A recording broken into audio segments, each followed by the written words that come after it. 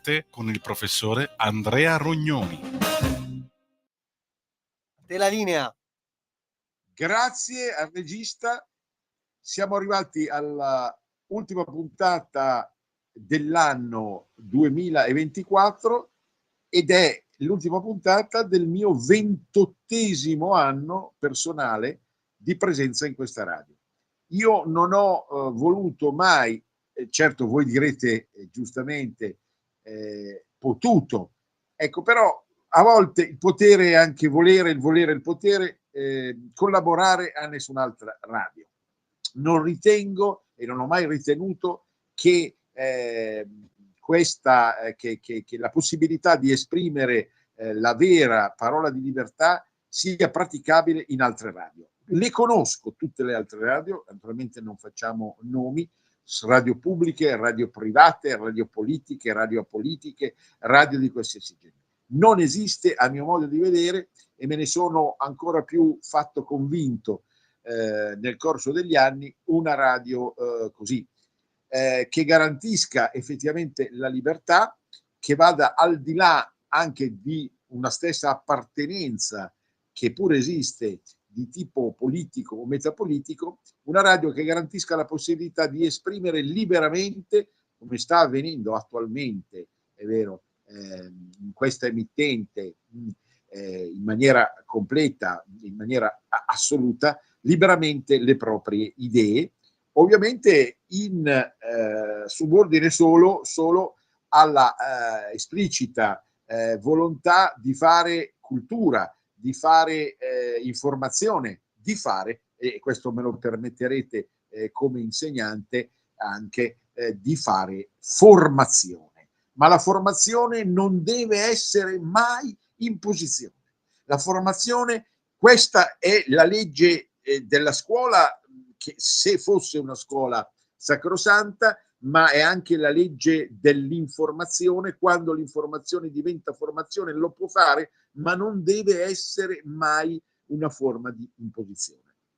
Il margine del dubbio, del ripensamento, dell'apertura a qualsiasi idea, della possibilità, certo, di esprimere un orientamento, per esempio politico, ma anche di rispettare spunti, idee, tematiche, suggerimenti che possono arrivare da altre parti politiche e culturali. Certo, come ho sempre detto, in questa trasmissione e in quella del sabato, la cultura prima della politica, prima di scelte o opzioni più decise in un senso o nell'altro, perché la cultura è apprendimento e, come diceva, lo ripeto ancora una volta, Cicerone, hoc animal multiplex quem vocamus homine, quell'animale eclettico, molteplice che chiamiamo uomo. Questo è il segreto della cultura, anche della cultura popolare. Oggi noi andiamo a parlare prima del solstizio, poi di ultimi tre suggerimenti di strenne, ovviamente natalizie, perché siamo a -2, poi dopo molto tempo reintroduco un argomento che non mi sta a cuore in termini perentori, cioè il calcio e lo sport, però se noi valutiamo il calcio e lo sport al di là di tifo oppure in qualche modo coinvolgimento eccessivo dal punto di vista di una passione che è spesso debitrice ad interessi non sempre limpidi che vengono esercitati anche a livello mondialista, ecco, noi possiamo parlarne. E poi ancora la questione dei 40 anni dalla strage sulla linea ferroviaria Bologna-Firenze, i cinepanettoni, facendo un po' la scaletta è ovvio, i cinepanettoni stanno tornando, l'incubo si ripropone, ma lo dico simpaticamente perché come si fa a vivere senza panettone e come si fa a vivere senza cinepanettone. Quest'anno c'è Cortina Express. E ancora un'ultima riflessione finale, perché si chiude il 24, ma si chiude anche il primo quarto di secolo. Pensate un po'. Contate dal 2000, arrivate fino al 2024 e avete 5 volte 5. Si chiude il primo quarto di secolo. Con tutte i bilanci e le conseguenze di consapevolezza che noi possiamo maturare, anche attraverso un canale radiofonico, naturalmente, che poi, se vogliamo, attraverso la voce, lo facevo capire 5 minuti fa, 3 minuti fa, la voce ci sta più vicino di tutte le altre forme di comunicazione. Allora, il solstizio è arrivato, il solstizio d'inverno è già passato, siamo a +2 dal solstizio e a -2 da Natale. Il solstizio d'inverno è, come sapete, il momento in cui il Sole riprende a potere rispetto all'ombra e comincia a diventare più presente attraverso un giorno che si allunga rispetto alla notte. La tradizione popolare, che è imperfetta apparentemente, ma che è saggia sul piano della tradizione morale, ci parlava di Santa Lucia, no? Il giorno più corto che ci sia. Non è così nella realtà, ma non perché la scienza batte il pueblo, perché il pueblo antivede nella 13 i segnali, appunto, di quella che comunque 10 giorni dopo, 8 giorni dopo, è la notte più piena. E siccome Santa Lucia, l'abbiamo sentito con Paolo Gulisano, è anche la protettrice degli occhi e della vista, ci sta bene questo messaggio. Certo, il solstizio è un passaggio che abbiamo sempre ricordato come assolutamente improrogabile per tutti i popoli d'Oriente e Occidente, e quindi quello che giustamente viene ricordato, il Dies Natalis dell'antica Roma o di altre civiltà antiche, è poi diventato il Natale cristiano. Quindi è una celebrazione stagionale, è una celebrazione agricola, è una celebrazione climatica, è una celebrazione che comunque appartiene all'orizzonte più intimo dell'umanità, più verace, più profondo dell'umanità. Ma naturalmente l'innesto di un discorso religioso non deve sembrare falso o opprimente nella misura in cui ha richiamato o lo ha fatto per tanto tempo.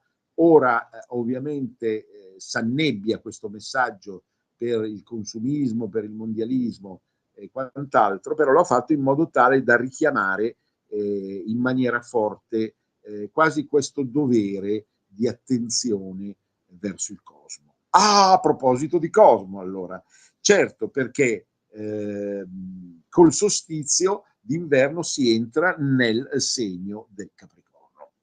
Si tratta di un segno apparentemente molto diverso da quello che lo ha preceduto, il Sagittario, perché anziché essere governato da Giove, quindi spostamenti, movimenti, ambizione, giovialità, Sagittario, ecco la governo di Saturno.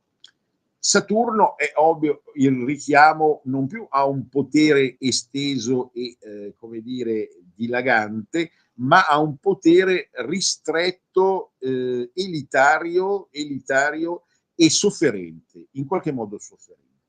Saturno, che governa il Capricorno, richiama a uno spirito di sacrificio che è connaturato nel segno, al di là ovviamente, l'abbiamo detto 100.000 volte, delle diversità dovute all'ascendente e alla posizione dei pianeti in ogni tema natale. Perché la scelta di questo animale, così come per il Sagittario era il cavallo e in parte il centauro, per il Capricorno abbiamo proprio capre, caproni e stambecchi.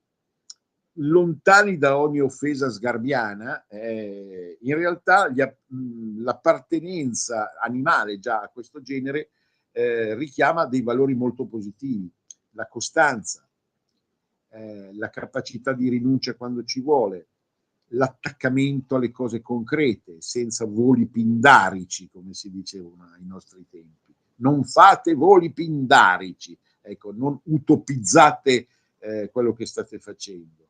E poi ancora una volontà di arrivare fino in fondo risolvendo qualsiasi problema, non solo per il proprio bene, ma per il bene di tutti. Quindi capacità di organizzazione, perseveranza, ecco, obiettivi che nella politica, per esempio, sono fondamentali, perché sicuramente se non c'è questa pazienza, è stato dimostrato da un noto esponente politico a noi vicino nei giorni scorsi, non si arriva a nulla.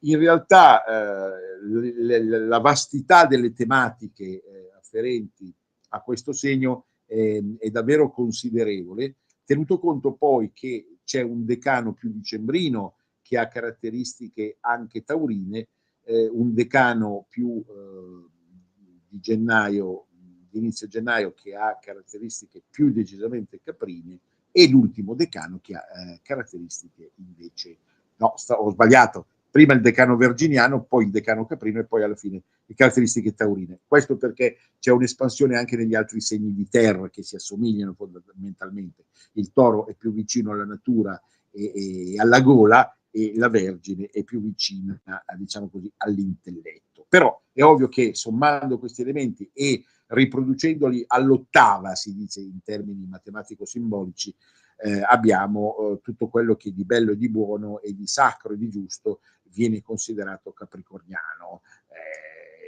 e che quindi va rivalutato in maniera assoluta, ecco, al di là di certe battute che circolano, ma questo vale per tutti i segni, no? Per esempio per il mio segno del Cancro è nota la presa in giro riguardo alla lunaticità e al capriccio, no? Che sei un canker, un cancro che non riesce a stabilire una rotta razionale nella sua vita. Quante volte me lo sono sentito dire, anche da persone che mi volevano molto, ma molto bene. E quindi il Capricorno è un po' accusato, mi perdonerete di questa battuta, di essere appunto troppo legato quasi ottusamente alle cose che vengono ritenute utili, e non a quello che invece è uno slancio più ideale, che invece sarà tipico del segno successivo di cui ne parleremo, l'Acquario. E ci fermiamo qua. Le tre strenne natalizie che voglio proporvi oggi sono molto diverse l'una dall'altra, ma unite da uno spirito che è sicuramente uno spirito come dire, di interesse popolare. Ed è innanzitutto qualcosa che riguarda Milano, perché come si fa a non continuare ad amare Milano? Come si fa? Non solo per chi ci è nato, ma anche per chi, venendo da ogni parte del mondo, se badi bene, ha creduto e crede nei suoi valori. Non tutti lo fanno, vorremmo che fosse così. Qualcuno in politica ostacola questo progetto di conservare al meglio i nostri valori e regalarli veramente nella maniera migliore agli altri, non privandocene e deturpandoli. Però c'è questo libro che vi segnalo di Severino Pagani, Milano, i racconti della Ligera, delle edizioni Meraviglie. Sono stati rieditati, l'edizione Meraviglie ha sempre fatto cose bellissime, perché era legata alla libreria Meraviglie, ne abbiamo già parlato tantissime volte. Questi racconti sono veramente squisiti, i racconti di Severino Pagani, perché ci permettono di entrare nell'animo ambrosiano. Già dai titoli si capisce anche la capacità umoristica del Severino Pagani. Il barone trombettiere, in relazione a un nobile decaduto. Il modello di Brera, ecco, tutto quello che riguarda il quartiere di Brera è proprio così vicino al cuore assoluto dei milanesi da essere ogni volta rilanciato. Il Vincenzino di La Chiarella, questo rapporto col contado, specialmente col contado sud, molto agricolo, è rimasto nel tempo fortissimo nel milanesato vero e anche in chi abita in città. Poi ancora tantissimi racconti stiamo parlando di racconti in lingua italiana, si va di bene, ma a volte non mi si travisi, non serve per forza scrivere in lingua locale per raggiungere la dimensione dell'identità.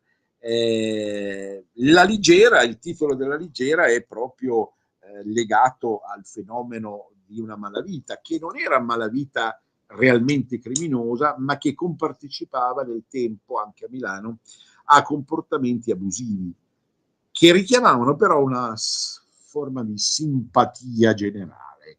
Ecco. Quindi sono tutti spunti che il Pagani ha raccolto in questo libro, che voi che costa soltanto 20 euro e che voi potete trovare nelle librerie o nelle bancarelle di Natale. Ma se noi torniamo indietro nel tempo, troviamo il mondo celtico. Si discute molto, oggi come oggi, sulle radici celtiche del nord di questo paese. Nel complesso è assicurato quasi da tutti un imprinting celtico, ma le forme, gli esiti e le ricadute possono apparire anche diverse. Per andare alle radici di tutto serve un libro, che è quello che è uscito da qualche tempo e che riporta un titolo esplicito: I miti celtici, di Thomas Rollston, della Longanesi Edizioni. Devo dire che questa casa editrice, abbiamo tanto discusso anche in Cultura e Arte della crisi complessiva della casa editrice. Questa casa editrice della Longanesi nel tempo è riuscita a tenere molto, anche se sappiamo che non lavora più a regime come una volta, ma permette di abbordare tematiche che altre grandi case editrici non riescono più a coltivare, come quella identitaria, storico-identitaria. Quindi qui abbiamo finalmente, in questo libro che mostro, i miti celtici, abbiamo finalmente tutto quello che avreste voluto sapere e non avete mai osato chiedere, battuta come sapete hollywoodiana, su quelli che sono le divinità del mondo celtico, che a quanto pare erano amate anche nella pianura padana di tantissimi secoli fa. Quindi trovate tutto quello che voi normalmente cercate nel Pantheon celtico: Lug, Rigantona, tutte le divinità maschili e femminili che appartengono, Ogam, e poi il ciclo dell'Ulster, cioè quindi di alcune zone delle isole britanniche dove sarebbero nati tutti questi cicli. Voi sapete quanto ombelicale sia il rapporto tra il mondo padano e il mondo dell'Irlanda e della Scozia. Quindi, ripeto, i miti celtici longanesi. Il terzo libro, la terza strenna, praticamente ultima, che vado a proporvi, è legata a uno scrittore che, pur appartenendo, vedete, ecco l'esempio che poi rende viva la mia attenzione verso tutto le monde culturale, anche quello che può schierarsi in maniera politica diversa, e parliamo di un giornalista, di uno scrittore che ha scritto per tanti anni sulla Repubblica e ha prodotto delle opere nelle quali c'è anche una visione che può apparentemente sembrare di sinistra. Paolo Rumiz, Appia. C'è una collaborazione di Riccardo Carnovalini che viene definito cercatore di vie, e le edizioni sono direttamente della Repubblica, perché l'ho trovato in questi giorni in edicola, quindi facilissimo da abbordare. Paolo Rumiz, Appia, è una, come tanti libri del Rumiz, è la storia di un viaggio lungo la via Appia, da Roma fino a Brindisi. Queste antiche vie che noi soliamo chiamare romane, in realtà sono dei rifacimenti anche di vie precedenti, sono assolutamente interessantissime ed è possibile realmente viaggiare non sempre lungo di esse, perché ovviamente in parte sono abbandonate o impraticabili, ma a board, cioè ai lati di esse, di queste vie, come la Via Appia, che sicuramente sono affascinanti, perché qui il percorso attraversa il Lazio meridionale, la Campania, attraversa la Basilicata, arriva in Puglia e appunto a Brindisi, proponendosi come imbarco anche per il mondo orientale. Rumiz, come al solito, è bravissimo, devo dire, triestino lui di origine, è bravissimo nell'abbordare questa volontà di viaggiare. Chi ha ascoltato le mie trasmissioni già a Radio Padania si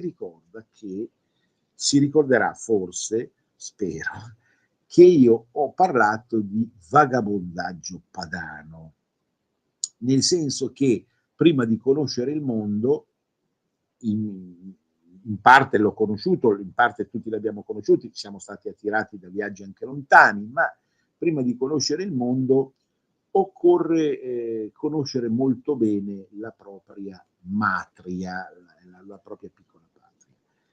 O adesso, appunto, in termini estesi, va bene per questa tipologia di trasmissione che si chiama Cultura Popolare Italiana, l'intera patria, cioè l'Italia intera. Si tratta di vagabondare nella maniera giusta, proprio come fa Rumiz, di paese in paese, di laghetto in laghetto, di bosco in bosco, di mare in mare. Lo ha fatto già in altri libri e ha dimostrato, per esempio, per il contesto padano, di aver inteso bene ambiente, mentalità, gusti, orientamenti, situazioni tipiche della padanità. A volte Rumiz, bisogna riconoscerlo, quindi vediamo il bene, vediamo il male. A volte Rumiz, pur argutamente, ha preso in giro, ecco, una identità troppo forte in senso padano. Ha preso in giro alcuni tic che effettivamente esistono anche a nord degli Appennini e a sud delle Alpi. Però questa spietata volontà di far emergere vizi e virtù è risultata presente in tantissimi viaggi, ecco, anche riguardanti il sud, già scritti da tempo e pubblicati, o riguardanti altre zone del mondo. Qui seguire la Via Appia in queste 350 pagine, ripeto, fruibili in edicola, Rumiz Appia, edizioni La Repubblica, è comunque salutare per il lettore, risulta salutare proprio per la capacità di intendere cosa vale oggi, a 2000 anni di distanza, capire e valorizzare della appità, cioè della dimensione identitaria legata alla volontà di raggiungere l'Oriente, quindi la costa prima adriatica e poi l'Oriente, partendo stavolta da Roma. Peraltro lui sta lavorando su tutta l'Italia. Pagine che rimangono, secondo me, fondamentali per capire cosa bolle in pentola anche rispetto all'antichità nell'Italia del primo quarto di secolo, del 2025. Quindi Rumiz Appia, La Repubblica, Milano, I racconti della Ligiera di Severino Pagani, delle edizioni Meraviglie e i miti celtici delle edizioni Longanesi. Vogliamo tentare di affrontare il mondo dello sport e del calcio dal punto di vista pop. Noi siamo di fronte ai 125 anni e alle celebrazioni relative del Milan, cioè di una associazione calcio Milan, esattamente nata nel 1899 e nata il 18 dicembre. Pensate, io ne ho parlato in Cultura Arte di sabato, pensate che quello stesso giorno, a 200 km di distanza in Svizzera rispetto a Milano, a 200 km di distanza nasceva Antonio Ligabue. Un caro amico e collega monzese mi ha suggerito, parlo citarlo si rischia sempre di essere fraintesi, Marco Castoldi, non Morgan, perché esistono perlomeno 2 Marco Castoldi a Monza, ed è invece questo Marco Castoldi leggermente più anziano di Morgan, ed è un poeta che abbiamo già intervistato per questa radio che avremo nel corso del 25, riavremo. E lui mi suggeriva proprio l'idea che quel 18 dicembre del 1899 è stato il giorno della follia creativa, perché sono nati Antonio Ligabue e il Milan. Cosa hanno in comune? Beh, un potere creativo enorme. Poi vi spiego perché non voglio essere frainteso. Un potere creativo enorme, uno nel campo dell'arte e l'altro nel campo dello sport. Non voglio essere frainteso perché io non tifo nessuna squadra. Non tifo nessuna squadra perché il mio rapporto con lo sport e il calcio non è di tipo passionale e parziale, ecco, salvo il fatto ovvio di sentirmi più vicino a squadre piemontesi, lombarde, emiliane e venete, e liguri, e romagnole, e trentine e triestine. È ovvio, naturale, no? Perché questa fetta d'Italia è in qualche modo, lo sapete tutti, più vicino al mio cuore, non in termini esclusivi, perché io la Via Appia di Rumiz sono andato a setacciarla quest'estate in parte, non ho potuto farla tutto perché non sono Dio in terra. Quindi è chiaro che quel giorno nacquero anche nacque la catena dei miti che portò al Milan attuale. Io mostro una pubblicazione, poi facciamo la pausa, che è questa Official Sticker Collection 2024-2025 con le figurine proprio che si possono anche comprare, ma è già un bel testo di per sé, appunto legato all'Associazione Calcio Milan, 125 anni dalla nascita. Noi siamo arrivati al break, quindi caro regista, ci sentiamo dopo. Sempre più liberi con La Tua Radio è il nuovo sito che mette in prima pagina opinioni, firme, notizie, uno sguardo nuovo e originale sui fatti che ci circondano. Il nuovo quotidiano online, semplicemente radiolibertà.net. Un nuovo modo per sostenere la tua radio. Visita radiolibertà.net. Ti basta un click e potrai versare il tuo contributo volontario direttamente online. Potrai donare con ogni tipo di carta di credito, anche prepagata. Ti aspettiamo online su radiolibertà.net. Sostieni la tua radio con il tuo contributo volontario. Radio Libertà. La tua radio. Diamo voce alla nostra gente. Per la tua pubblicità visita il sito radiolibertà.net. A te la linea.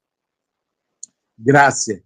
Cosa è successo in questi 125 anni, che altro non sono se non 5 quarti di secolo?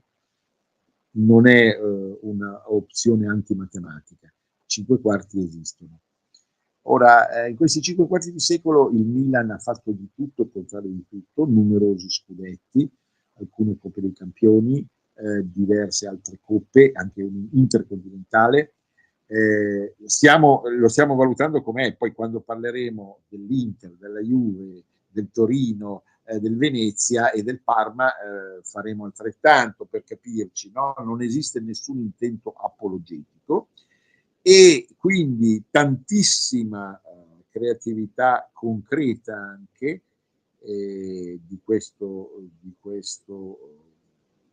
squadrone, che certamente è diventato famoso soprattutto negli anni 60 attraverso due figure che sono state decisive: Nereo Rocco, l'allenatore triestino, oggi parliamo tanto di persone nate a Trieste, che aveva una filosofia molto fruttuosa certamente, no? E che diciamo, riuscì ad avviare il Milan ad una dimensione planetaria e vincente in assoluto. Il secondo personaggio è sicuramente Gianni Rivera. Nereo è morto da un pezzo, Gianni ha superato l'80 e ne auguriamo altrettanti anni, e Gianni, ripeto, io non ho mai tifato nessuna squadra. Gianni è rimasto comunque nei nostri cuori proprio per i suoi pregi, ma anche per i suoi difetti. Veniva chiamato l'Abatino per una certa quasi femminile cadenza del suo modo di giocare, ma più in senso lato, senza arrivare a citare per forza le attuali forze, che non sono soltanto padane italiane, ma sono arrivate anche da lontano, a differenza del Milan d'oro degli anni 60. Certamente noi ci troviamo di fronte a una forza motrice che è riuscita sempre a rinfocolare nel pueblo non solo un grande tifo, ma proprio un'aderenza quasi da stomaco pieno, anche perché diciamo è noto il fatto che il Milan, l'associazione calcio Milan, proprio già nel nome riporta una maggiore identità urbana di Milano rispetto all'Inter internazionale, che però la quale ha poi altre ragioni da vendere, bellezza e fascino, di cui sicuramente riparleremo. Però ecco, in questa giornata, dopo quello che è successo ieri sera, val bene parlare di altre due squadre lombarde, sempre dal punto di vista del mondo pop. Direi non si può fare a meno di prevedere una vittoria del campionato d'inverno da parte della cosiddetta Dea. Abbiamo già avuto modo di parlare da queste onde dell'Atalanta. Non fosse altro proprio perché è l'unica squadra di Serie A legata ad una divinità greca. Questo fatto la pone in una dimensione apparentemente aristocratica, in realtà paradossalmente più autenticamente popolare. Qui non si tratta, capite, di tifare una squadra anziché l'altra. È ovvio che il vero bergamasco, se si ritiene autenticamente tale, non può che tifare Atalanta. Però penso, sia in chiave di difesa dei valori regionali, ma a garanzia di tutte le regionalità, no? Mi viene in mente la Sicilia, che presenta diverse squadre, tutte molto interessanti, e per i siciliani, oltre insomma, alla possibilità in futuro di godere di un magnifico ponte, ci sarà anche, e continuerà a esserci, la volontà di aderire a un tifo autentico verso Messina, Palermo, Catania e quant'altro. In realtà l'Atalanta è una forza della natura, già nel mito, perché l'Atalanta è colei che corre, è la divinità che corre per battere tutto il resto del mondo, ma anche per soccorrere, ecco le parole si tengono fra di loro, chi ha bisogno. E questo è tipico del cuore bergamasco, della capacità di solidarizzare in senso autentico, senza false parole, nel mondo orobico. E più in generale, certamente valutare il fatto che finalmente una squadra di provincia, molto tra virgolette di provincia, perché sappiamo di che provincia si tratta, così attiva, nerboruta, capacità di miracoli già in tutti i campi, dall'arte alla cultura, alla scienza, eccetera. Avremo modo tra l'altro di parlare di un certo Todeschini presto, che è un esempio di grande capacità indagatrice in campo scientifico, ma più in generale, insomma, l'Atalanta è nel cuore di tutti, anche di quelli che non sono nati esattamente a Bergamo. E non si tratta neanche solo di una simpatia verso una delle città, quella alta più bella del mondo, ma perché nella realtà tutto questo entusiasmo popolare che viene cioè dal basso si fa fatica a ritrovarlo in altre parti d'Italia e in altre parti d'Europa. Quindi grande orgoglio, grande tripudio, alleluia, proprio in chiave natalizia, per la regina d'inverno Atalanta. Però dall'altra parte troviamo un Monza che rischia a dir poco di scivolare in Serie B. Naturalmente, essendo io milanese di nascita ma monzese d'adozione, non posso che piangere. Non ci resta che piangere. Ecco un altro appuntamento, perché 40 anni fa usciva il film Non ci resta che piangere, con due noti attori, discutibili ma molto noti. Ora, il Monza, dopo la morte di Silvio Berlusconi, si trova in cattive acque. Non riesce più a stare al passo, non c'è più un parco giocatori che sia in grado di sostenere anche l'impegno morale della Serie A, e quindi l'ultima in classifica, la posizione ultima in classifica è quasi disonorevole per una città, lo voglio ricordare sempre, non perché io abiti a Monza, amo fraternamente tutte le città del nord, del sud, dell'Europa, del mondo, perché ogni città è una goccia di divinità. Ma certo Monza è la città della corona ferrea. Può sembrare un paradosso quello che sto dicendo, ma è la capitale morale, spirituale della Lombardia. Certo, la capitale economica, la capitale strutturale, la capitale, oserei dire, sostanziale della Lombardia e Milano, ma Monza ne è la capitale morale. Anche quelli che vengono da altre regioni se ne accorgono se la sanno visitare bene. Attualmente la giunta di sinistra non lo sa fare, questo. Quindi certo l'idea di mantenere la squadra in Serie A sarebbe meravigliosa, ma come a questo punto? E quindi pensate un po', la Dea Atalanta in cima alla classifica, il Monza ultimo in classifica. La Lombardia ride e piange, giubila e affoga nella tristezza. L'alfa e l'omega però racchiudono un universo nella loro comprensione, nella loro realtà. Pensate che queste due città, Monza e Bergamo, distano una manciata di minuti, quando non ci sono le code sulla 4, distano una mezz'oretta.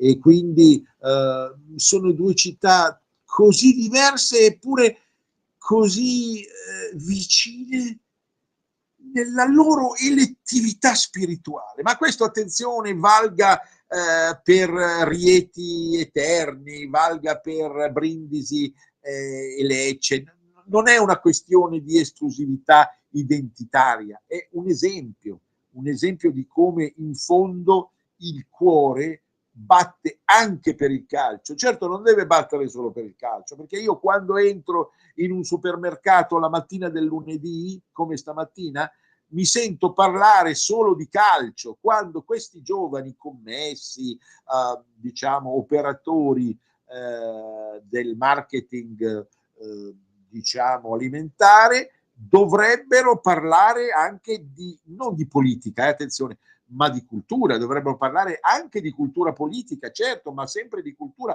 dovrebbero parlare di problemi più importanti, di realtà più importanti. D'altra parte mi dico, il mondo popolare è anche questa cosa qui. Diceva Mina in una famosa canzone, ma che cos'è questa robina qui? Ogni riferimento è puramente casuale, eppure ci siamo dentro tutti. Personalmente amo più, l'ho sempre detto, il ciclismo del calcio, però non si può ogni tanto non cadere, non nel tifo, ma nell'attenzionamento nei confronti di contesti dove comunque il popolo dice la sua voce. Un altro argomento di questa puntata riguarda la strage di 40 anni fa sulla linea ferroviaria Firenze-Bologna. Io mi trovavo nel prenatale dell'84 sul lago di Garda. Stavo trascorrendo alcune giornate fra le più belle della mia vita, forse perché ero anche molto giovane, vicino o presso Toscolano Maderno. Le giornate erano caldissime, erano giornate più che d'inverno di primavera. Gli olivi del Garda veleggiavano sotto la pressione di un dolce vento tiepido e accogliente. La possibilità quasi di fare un bagno, che pur non mi sono concesso, nelle rive del Benaco. Ricorderete sempre che chiamo le mie terre del Lombardo-Veneto Benacchia, la terra del bene. Ecco, mi fecero scattare tutta una riflessione sul valore assoluto dei laghi italiani. In senso lato mi viene anche in mente il lago Trasimeno, dove è andato a vivere un mio carissimo amico milanese. Poi mi vengono in mente altri laghi come il lago di Ginevra, che è meraviglioso. Certo, i laghi lombardi, dal mio punto di vista, hanno qualcosa in più come affetto, naturalmente. E quando, per esempio, si va a Gardone e si sale su al Vittoriale o Vittoriano, presieduto dal grande Giordano Bruno Guerri, si arriva fino al teatro, dove d'estate ancora oggi si fanno alcune rappresentazioni. Il teatro, meglio anfiteatro, dà lo sguardo verso tutto il bacino inferiore del Garda. Sullo sfondo il Veneto. Nelle giornate limpide si vedono i colli Eurali. Da una parte, dall'altra la pianura lombardo-orientale e quella emiliana. È uno sguardo così intenso, così adorabile, così effusivo di emozioni identitarie, quasi da svenire. E in quei giorni, nell'84, accade invece una strage che mi riportò alla realtà, mettiamola così. Ancora una volta, come già avvenuto altre 2 volte precedentemente, la linea Firenze-Bologna fu oggetto di una strage. Fu l'ultima grande strage. Ma vedete, qui la politica c'entra fino a un certo punto, e se c'entra non deve portarci a dei pregiudizi o dei giudizi affrettati, perché, lo dico sommessamente anche all'orecchio di chi sta in cima alla Repubblica, non tutto è strage fascista. Certo, ci sono state stragi fasciste, ma non tutte sono stragi fasciste. Lo dice uno che è chiaramente, come tutta questa radio, è antifascista. Ma che cosa vuol dire? Non è che noi possiamo etichettare come fascista tutto quanto. Quindi va indagato meglio anche quello che avvenne 40 anni fa, come va indagato ancora, secondo me, la strage di Bologna dell'80. Impressionante come gli anni 80, contrassegnati esattamente nel Natale di 40 anni fa, da un primo boom del consumismo reale e forse dello stesso mondialismo, ma comunque in un'atmosfera di tripudio e anche di benessere, perché furono gli anni dove si poteva spendere allegramente, me lo ricordo perfettamente, anche se ero molto giovane. Quindi in quel contesto arriva la mazzata, la pugnalata di una ulteriore ultima tragedia di questo genere, con degli innocenti, numerosi innocenti che muoiono sul treno. Ma perché, ci si chiese allora? Perché? Che senso ha ancora oggi? Allora si dice, negli anni '80, nei magnifici anni '80, gli anni del benessere, degli yuppie, della volontà d'amare, eccetera. Perché ancora questa strage? Ma perché? Che senso ha? Chi è che vuole disfare al tempo stesso la Padania e l'intero paese? Perché? Cosa c'è dietro? Che progetto c'è dietro? Ecco, lo voglio ricordare un po' per la rubrica obituario, ma anche per la rubrica 47 morto che parla, perché quei morti non possono parlare più da tempo, ma non possono parlare neanche dei testimoni che non ci sono nei termini esatti in cui vorremmo. Troppe stragi, troppi misteri macabri in questa Italia del dopoguerra largo, naturalmente, fino alla fine del Novecento, che ci hanno angustiato. Quando c'è stato il G7 di Genova ed è morto, ci sono stati quei brutti incidenti, ancora oggi oggetto di discussione e di approfondimento. È morto Giuliani, il militante Giuliani, sono feriti altri poliziotti, poi c'è stata la questione di un certo accanimento da parte della polizia. Io non voglio dare giudizi anche storici di questo genere, però si chiese tutti, basta, si disse basta, siamo stufi. Quella realtà chiudeva con quelle brutte notizie di Genova, proprio nel 2000 chiudeva la stagione del sangue. Per oggi si chiedeva ancora perché si doveva parlare ancora di queste cose dopo che già per tanti anni avevamo dovuto subire brigate rosse ed estremismi neri. Ci si chiedeva magari a parallelo, a confronto con altre nazioni più fortunate da questo punto di vista, o almeno apparentemente più fortunate, perché meno oggetto di episodi terroristici. Però val bene ricordare, sono passati 40 anni, è difficile dimenticare tutto nella propria vita, ma anche nella storia dopo la seconda guerra mondiale, e certamente. Ma cambiamo registro, passiamo dalla tristezza così alla spensieratezza. Ma sapete che sono ritornati i cinepanettoni? Voi ci credevate? Sembravano morti. Vorrei anche qui l'ideale battuta, l'ideale parere di Vincent De Maio, che come sapete conduce la bellissima trasmissione settimanale sul cinema. Si è detto da qualche anno basta con i cinepanettoni non li vogliamo più, celebriamo Natale in un'altra maniera, ci sono 1000 altri modi nel cinema, nel teatro, nello spettacolo, nell'arte. A proposito, ritorneremo per l'arte in gennaio con un flash su Novara, dove c'è una bellissima mostra sui paesaggi, di cui ancora non ho parlato.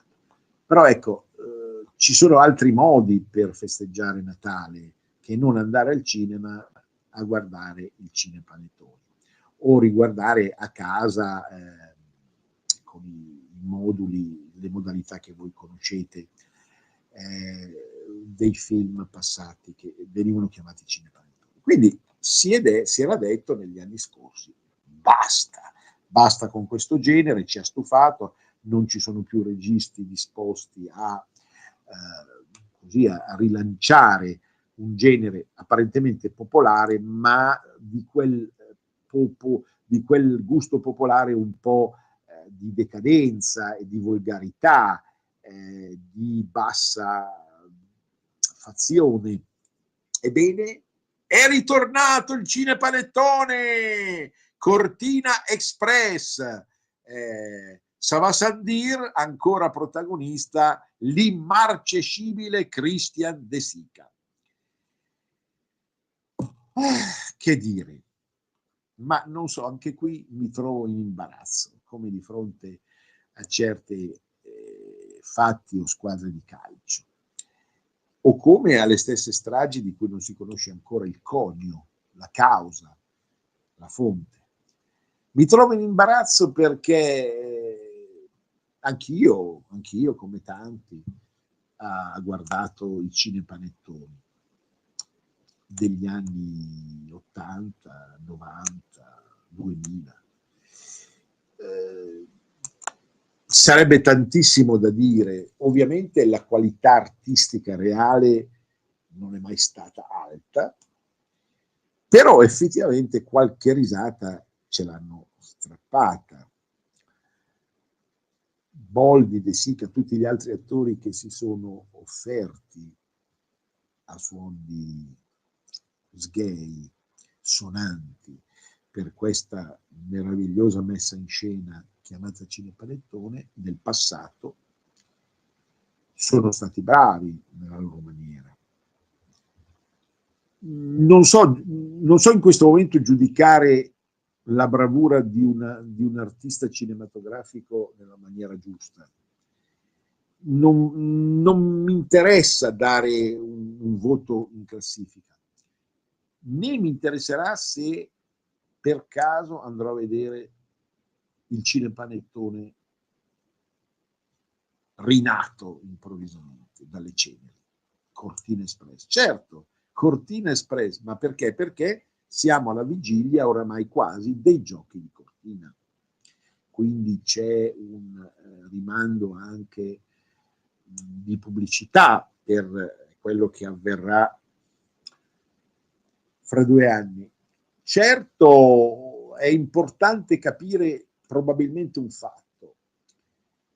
Il pueblo padano italiano, il pueblo, diciamo, della penisola, ha un debole per un certo tipo di realtà che noi avevamo dato per spacciata sulla base di che cosa? Sulla base del trionfo di film che si sono rivelati fasulli, sul rapporto nord-sud, per esempio, del tutto edulcorato e non corrispondente alla realtà, pur con bravissimi attori come Claudio Bisio, anziché altri film che francamente sono falsamente impegnati. Non li cito neanche, perché hanno anche avuto un boom di successo tra il 2010 e il 2023-2024, ideologici. Cioè, ci siamo stufati anche di questi. E se ritorniamo al cinepanettone ci sarà un motivo, no? Cioè, paradossalmente è meglio ridere che stare a pensare delle cose che sono forzate sul piano politico e ideologico, sono assolutamente forzate, cioè non appartengono al cuore vero dell'italianità, non appartengono al cuore vero dell'italianità, eppur nella sua stupidità, nella sua banalità, nella sua volgarità, il cinepanettone riemerge come dono ghiotto di una parte bassa che rifiuta di pensare che la parte alta, il cervello, debba prostituirsi all'intelligenza di sinistra. Questo è chiaro, no? Questo discorso? E quindi accettiamo la rinascita del cinepanettone come segno e spia di un malessere che è lo stesso malessere nei confronti di una falsa cultura con la K che attraversa tutte le arti e le lettere, che evidentemente è battuta e bastonata dalla volontà, per esempio, di questo governo, vedremo se si realizzerà compiutamente, di far rinascere una RAI autentica, un cinema autentico, un teatro autentico, che non sia più schiavo delle ideologie, ma la cui unica parola assieme all'identità sia libertà. Libertà e identità. Pensate, fanno rima nella loro consustanzialità. E allora va bene anche questo. Ultima riflessione, davvero una battuta finale. Ma vi rendete conto che siamo arrivati al 2025? Vi rendete conto che è già passato un quarto di questo secolo? O un quarto di questo millennio? Vi rendete conto che abbiamo bruciato in qualche modo questi 25 anni entré nel 2000? E che cosa sono valsi questi 25 anni? Laddove vota soltanto il 50% della popolazione, laddove il mondialismo ci tiene spremuti come un'arancia che non è più in grado di dare neanche il proprio succo, cioè le varie identità reali del mondo, del pianeta, dell'universo. Allora la volontà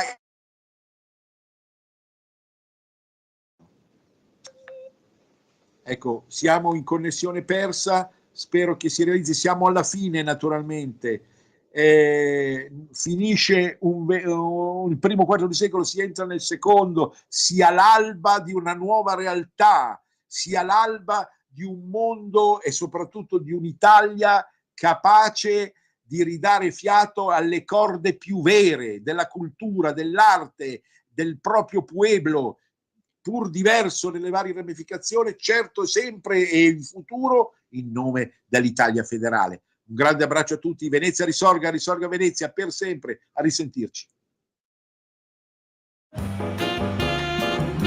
Avete